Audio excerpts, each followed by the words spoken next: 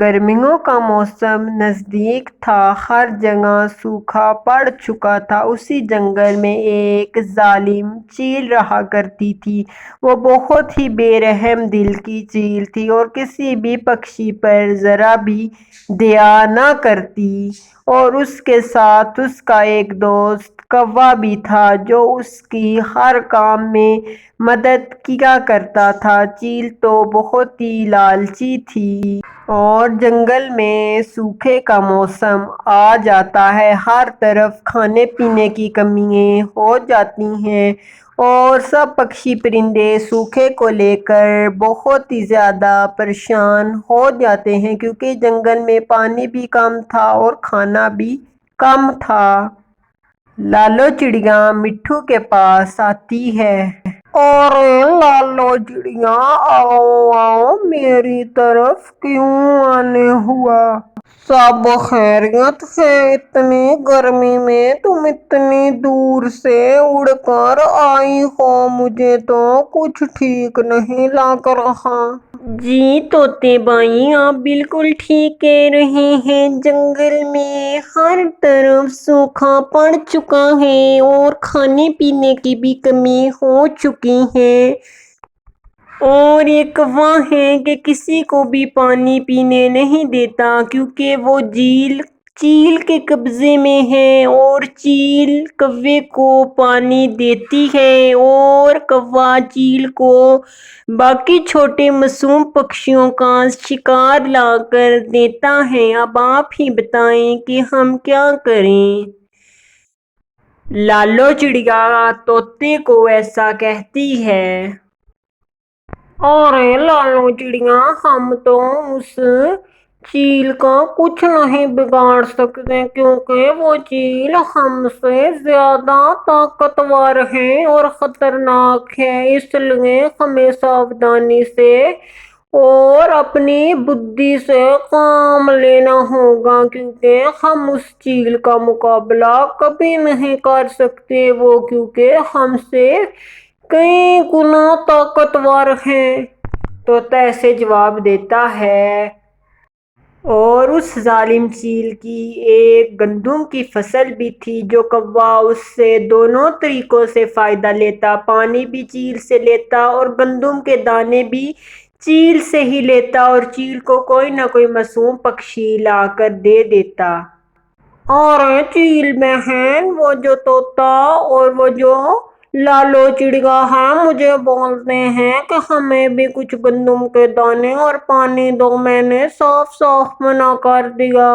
کوا ایسا کہتا ہے اور پھر کوا دانے کھاتا ہے گندم کے اور پانی پی کر وہاں سے اڑ جاتا ہے۔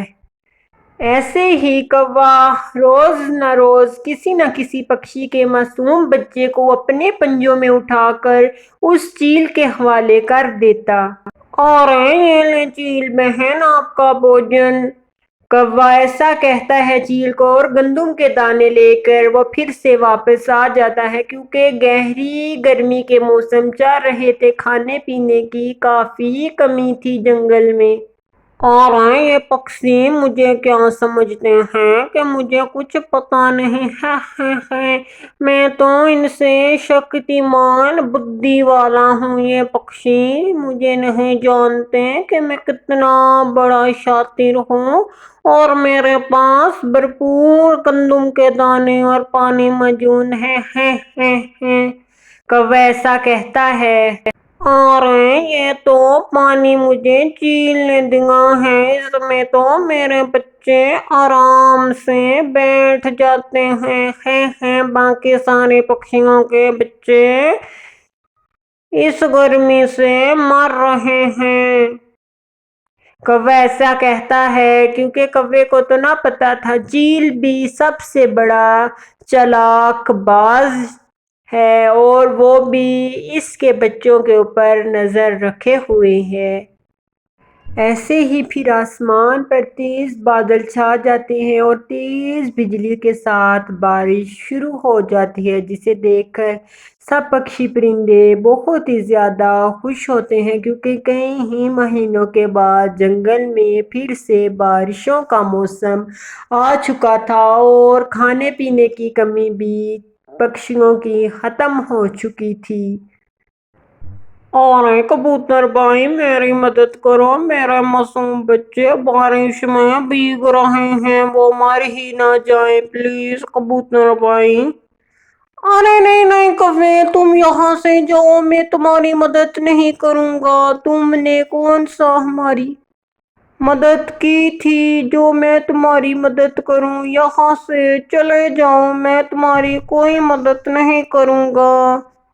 کبوتر کوے کو ایسا کہتا ہے اور کوا پھر اپنے گھر واپس چلا جاتا ہے۔ جیسے ہی کوا بارش سے بچنے کے لیے ایک گفا میں جاتا ہے، ادھر دو خطرناک چیلیں موجود تھیں۔ اور واہ واہ، یہ تو سوادشٹ پکشی کہاں سے آیا! وہ دونوں چیلیں کوے کو جان سے مار دیتی ہیں اور کوے کو کھا دیتی ہیں۔ اس کہانی سے ہمیں یہ سیکھ ملتی ہے کہ ہمیں کبھی بھی کسی کے ساتھ بھی ایسا نہیں کرنا چاہیے، ہمیں ہر ایک کی مدد کرنی چاہیے۔ اس کوے نے کسی کی مدد نہ کی، پھر اس کی بھی مدد کسی نے نہ کی۔ اگر آپ کو ہماری آج کی سٹوری پسند آئی ہو تو ہمارے چینل کو سبسکرائب اور لائک اور شیئر کرنا نہ بھولنا۔